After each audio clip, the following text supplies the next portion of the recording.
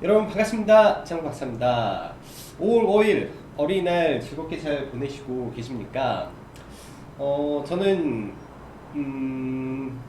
무척이나 어제 밤부터 오늘까지 바쁜 시간을 보냈습니다. 일단 어제 시골에 계신 부모님이 서울로 오셔서 또 저희 집에서 이제 함께 시간을 보냈었는데, 서울에 같이 있는 동생도 이렇게 와서 보내고, 또 오늘은 또 제 와이프의 생일이 함께 있는 날이어서 아침부터 분주하게 또 생일상도 차려주고 그런 시간을 보냈습니다. 앞으로 이제 태어난 우리 아이와 와이프가 이제 똑같은, 한 명은 생일이고 한 명은 어린이날이기 때문에 그나마 또 이런 기념일이 좀 겹치는 날이 이제 될 것 같네요. 참 날씨도 좋은 연휴인 것 같습니다. 모두 즐겁고 행복한 어린이날 되셨으면 좋겠고요. 참 안타깝게도 국내 증시 최근 힘든 시간을 거의 2주 가까이 보내고 있는데, 미국에서도 앨런 발언에 의한 충격이 또 미 증시를, 특히 나스닥 기술주를 또 잠시 강타를 해서 국내 증시가 수요일 개장을 하면 약간의, 목요일이죠, 약간의 영향은 받을 걸로 예상이 됩니다. 아무래도 미국의 재무장관이 일단은 한 발언이기 때문에 이런 부분이 영향을 안 받을 수는 없지 않을까라는 생각을 해요. 일단 4일 밤에 미 연방준비제도 의장을 지냈던 재무장관 앨런이 금리 인상에 대한 부분, 경기 과열을 막기 위해 금리 올려야 할 수도 있다라는 것을 시사경제지에 말을 하면서 나스닥이 장중한 때 마이너스 3%까지 좀 떨어지면서 급하게 좀 빠졌는데, 이 이후에 뭐 앨런이 이 부분을 진화하는 모습을 좀 보여주기는 했었어요. 말 그대로 연준의 독립성을 그 누구보다도 자기 자신이 잘 안다. 그렇기 때문에 연준에 의한 이 독립성을 보장해야 된다라고 말을 좀 돌렸고요. 또 인플레이션에 대한 우려로 금리 인상에 대한 부분을 언급을 했었는데, 이 부분에 대해서 다시 한번 추가 설명을 하는 내용이 좀 나옵니다. 사실 이 부분으로 시장의 투자 심리를 급격하게 돌려세우지 못했지만, 여기서 우리가 생각해야 될 것은 두 가지 포인트지 않나. 금리 인상의 시기는 점점 빨리 다가오고 있다. 그리고 이 부분에 대한 문제를, 인플레이션 문제가 결국 금리 인상을 초래할 가능성이 있다. 즉 시장은 지금 인플레이션 때문에 많은 고민을 하고 있다라고 두 가지에서 해석이 나오지 않나라고 생각을 합니다. 전일 미 증시 보면은 지금 뭐 나스닥 선물은 다행스럽게도 0.3%좀 반등을 해주고 있는데요. S&P 500이 0.6% 빠졌죠. 0.6% 빠져서 뭐 0.3%면 거의 S&P 500은 큰 타격이 없지만 나스닥 기술주 위주의 좀 타격이 컸고, 그렇게 되면 코스닥, 뭐 IT 반도체 좀 데미지가 월요일날, 그러니까 목요일날 조금은 있지 않을까 정도로 생각을 합니다. 주요 기업들을 보면 일단 뭐 시총 상위 IT 종목군들이 대거 또 약세 흐름을 좀 보여줬고, 반면 이 유가 에너지 쪽 섹터는 국제 유가가 지금 지속적으로 상승을 보이면서 그나마 시장에서 방어를 해주는 모습은 좀 보여주는 것 같아요. 은행 쪽, 그러니까 금리 인상에 대한 부분, 그러니까 전통적인 이 가치주들은 이런 부분에서 일단은 버텨주는데, 기술주 성장주들이 다소 타격을 받았다 정도로 좀 보여집니다. 국내 증시 어제 시장을 보면 장 초반에 추가적인 하락을 좀 보이면서, 뭐 특히 코스닥은 아래에 있는 121평선과 거의 이격이 별로 없는 상태에서 121평선까지 좀 하락을 하면서 일단 의미 있는 구간에서 반등은 나와주지 않았나 정도로 생각을 합니다. 굉장히 좀 의미 있는 구간에서 반등이 나와줬는데, 이 구간이 여러 번 이탈을 했던 구간이라 다시 한번 또 이탈이 나오지 않았으면 하는 바람이고요. 뜻하지 않게 갑작스러운 또 금리 인상 이슈가 좀 나왔기 때문에 항상 이런 지점까지도 열어놓고 저는 생각을 해보고자 합니다. 과거 보면 한 차례, 두 차례, 이번이 세 차례 121선 이평선을 지금 두드리는 자리가 되는데, 뭐 그렇게 되면은 안 되죠. 그렇게 되면 안 되는데 한 차례, 두 차례, 세 차례, 네 차례. 즉 이런 이평선을 만약에 아일랜드 갭으로 또 떨어지게 되면 충격이 굉장히 또 크게 나올 수도 있습니다. 그래서 지금은 횡보를 하든지 아니면 촘촘하게 뭔가를 돌려주는 시그널이 나오든지 그런 모습이 좀 나아졌으면 좋겠다라는 생각이 좀 조심스럽게 들고요. 일단 지금 이평선이 우상향하는 거는 맞기 때문에 중기 추세는 여전히 상승으로 바라보고 있고 이 이평선이 꺾이는 지점이 안 왔으면 하는 바람입니다. 그럼 중기 조정 구간에 접어들기 때문에 그런 부분만 좀 의식을 하면서 지수를 바라볼 예정이고요. 자, 오늘은 증시 자금을 한번 체크를 한번 해보면요. 일단 지난번 고객 예탁금이 대폭 떨어졌다가 지금 고객 예탁금이 5월 3일 기준에서 엄청나게 다시 회복이 됐죠.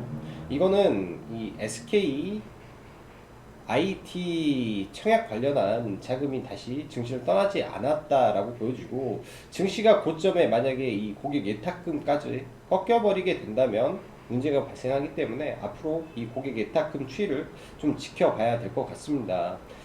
이게 각각의 이 공모주 대형 IPO를 진행하면서 나오는 이 사례들이죠. 이번에도 80조에 육박하는 공모 청약이 있었고 이 자금들이 증시에 그대로 유지가 된다면 증시의 상승은 이어질 거고 이게 이렇게 떨어지게 된다면은 증시가 한 차례 조정을 받는 국면도 나올 수 있다라고 봐야 됩니다.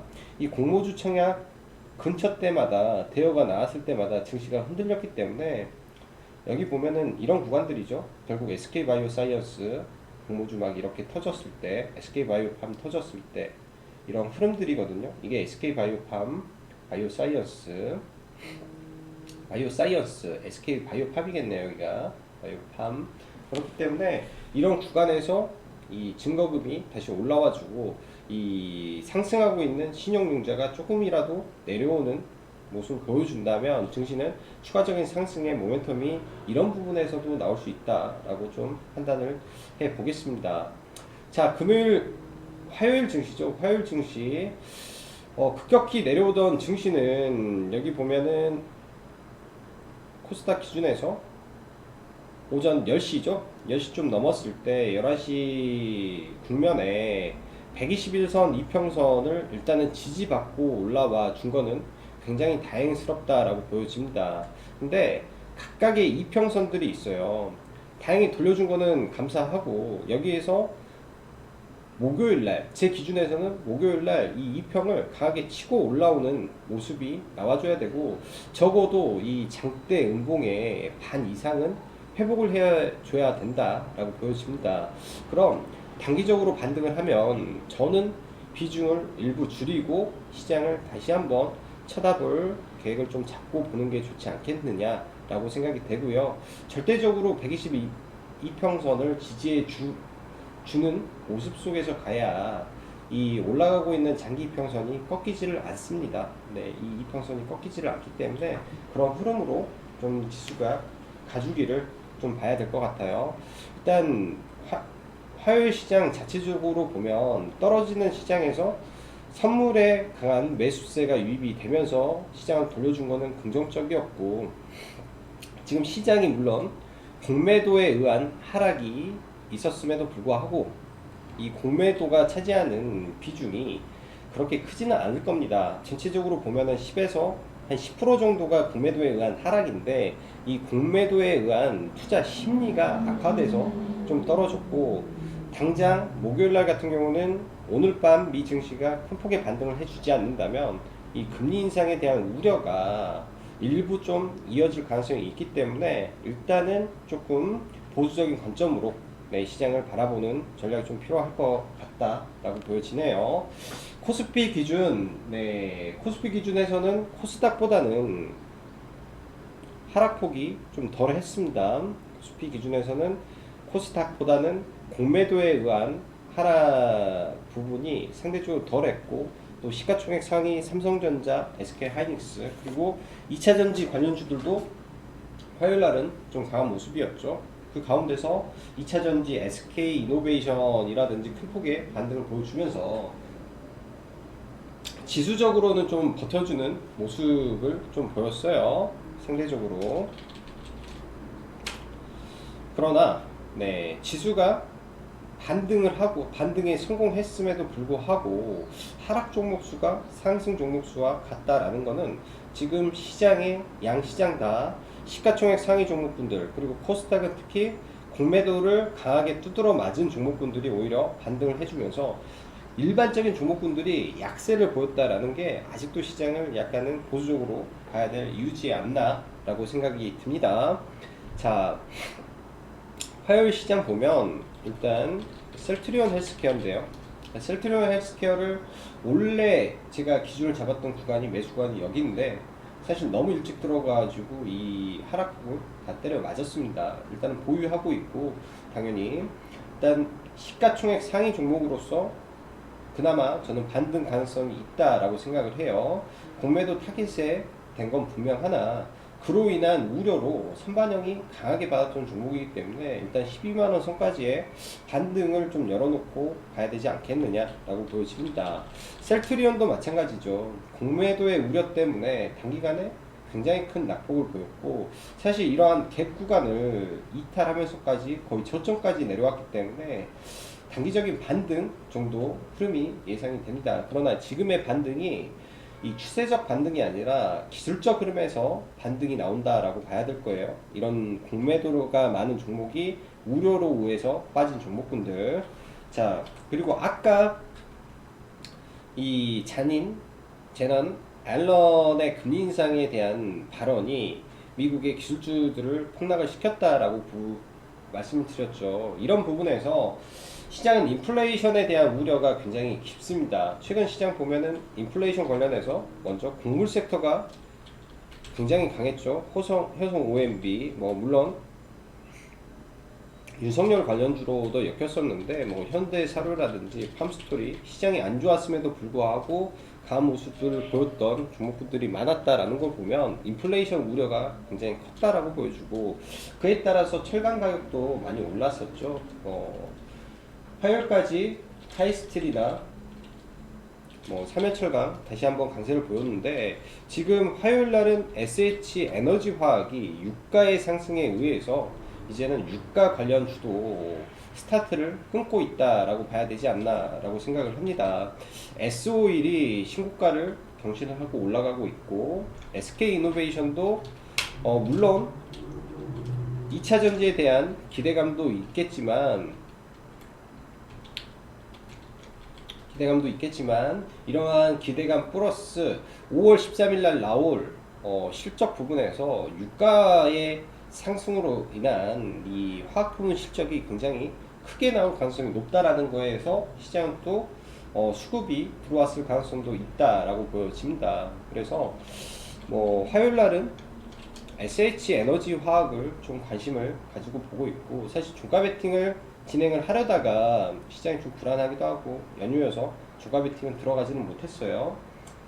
추천했던 금액이 이 구간에서 추천했고 시간에 빠지면 매수를 하라고 말씀드렸었는데 저도 시간 외에서 1210원에다가 걸어놨는데 매수 체결은 좀 못 시켰습니다. 그만큼 월요일날 관심을 가지고 보고 의미 있는 구간이 온다면 또 눌림에서 공략을 해보면 좋지 않나 라고 생각을 해요.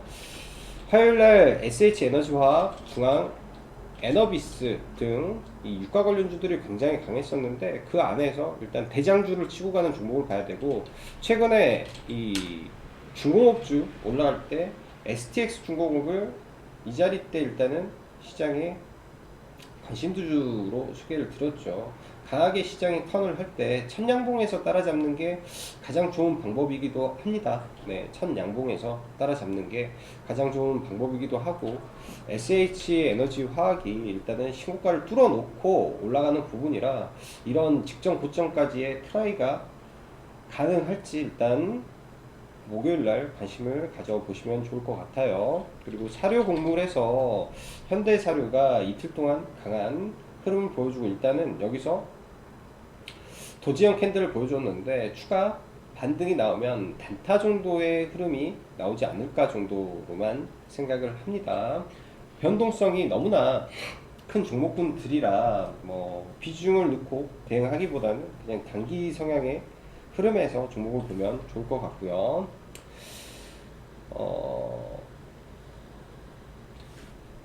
그리고 화요일 날 보면은 지금 이더리움이 초강세를 보이다 보니까 뭐 하나투자증권,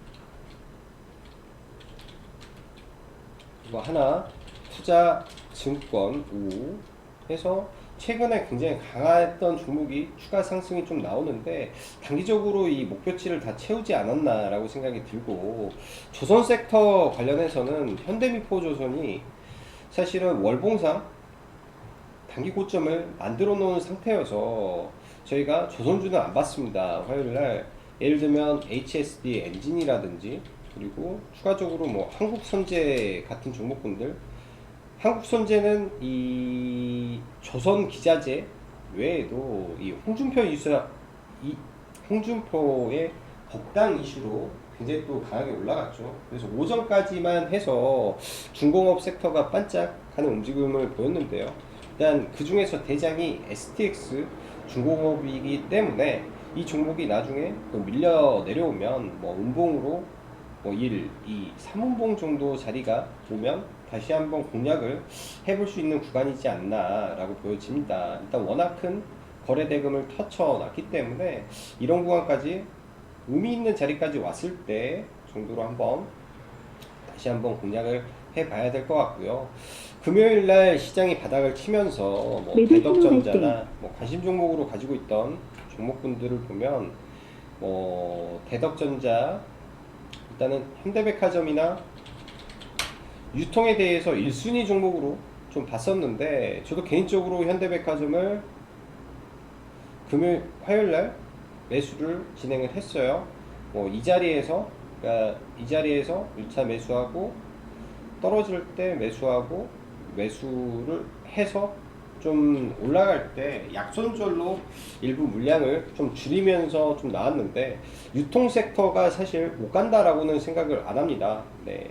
여전히 물량을 줄인 거는 혹시나 모를 구간에서, 그간에 현대백화점 같은 경우는 외인이 추축을 이루면서 좀 들어왔는데 평소 매도보다 좀 많은 매도 물량을 쏟아내면서 조금 밀려버렸기 때문에 리스크 관리 정도만 진행을 했고, 추후에 이런 아래 구간에 내려온다면 비중을 확대를 계획을 해보고자 합니다. 반대로 신세계 같은 경우는 굉장히 좀 강했어요. 신세계 같은 경우는 굉장히 강했고, 유통 섹터가 저는 깨진다라고는 생각을 안 합니다. 여전히 백신 접종은 지속되고 있고, 이런 부분이 이런 유통 소비 섹터의 이 실적에 분명히 영향을 줄 거고, 투자 심리의 개선도 클 거라고 보여지고 있기 때문에 유통 섹터 급락이 떨어지면 충분히 잡고 홀딩해서 중기 성향으로 끌고 가 볼 가능성이 있다라고 보여지고요. 자, 그 밖에 이제 뭐 어보브 반도체, 대덕전자, 테크잉, 원익 IPS 다 한번 보면은 어보브 반도체도 사실 이런 자리까지 내려오길 기다리는데 의미 있는 구간들에서 다 반등이 나오죠. 그래서 종목을 살 때는 이런 갭 구간들, 이런 하단 구간들, 대덕전자도 갭을 메우고 왔지만 여기에서 발생된 이 아일랜드 갭이 있어요. 지지와 저항이 있는 구간을, 그래서 보면 지지와 저항이 있는 구간을 갭으로 떴고, 이 갭 하단에서 선제적 반등이 나왔기 때문에 이 아래 구간에서 강한 반등을 보이는 모습이 있습니다. 이게 이제 갭의 원리고요. 이 이후에 다시 한번 이 갭을 메꾸게 된다면 단기적으로 또 빠질 우려가 있기 때문에 이 갭에서 바로 다이렉트로 반등을 안 하면 다시 볼 때는 조금 보수적으로 봐야 된다라고 생각을 해요. 이게 이제 한 예로 LG전자에 대한 개념인데, 예를 들면 여기서 만들어진 이 갭이 있죠. 여기서 갭 상승을 하고 이 갭 하단에서 반등을 했는데 이 갭을 다시 메운다 하면 하락 추세로 넘어가는 모습도 나올 수 있습니다. 그래서 갭에 대한 원리를 이용해서 매매를 할 때는 이 깨진 갭을 다시 메꿔버리면 하락 추세로의 전환이 이루어질 수 있기 때문에 그런 갭에 대한 부분을 확인하고 봐야 될 것 같고, 시장에 조금 주도급이었던 종목군들은 금요일날 굉장히 좀 좋은 반등이 나왔는데 제가 볼 때는 전부 다 기술적 반등의 흐름이다 라고 보여집니다. 일단 1차적인 기술적 반등 흐름이 나왔기 때문에 조금 조심해서 보고, 지금 시장에 돈이 다시 들어가는 섹터가 어딘지 좀 체크를 해서 시장을 봐야 될 것 같아요. 자, 중기 성향의 종목으로 보는 쪽은 여전히 금융 섹터를 중기 성향으로 바라보고 있습니다. 아직 많이 못 올라온 섹터이기 때문에 이번에 예를 들면 우리금융 같은 게 10,000원 이하로 떨어진다면 이런 자리에서 비중을 실어서 중장기 투자를 저는 해도 될 거라고 보여져요. 어차피 금리는 점진적인 상승이 불가피한 부분이기 때문에 결국은 금리 상승은 한다라는 관점에서 시장을 바라보면 좋을 것 같습니다.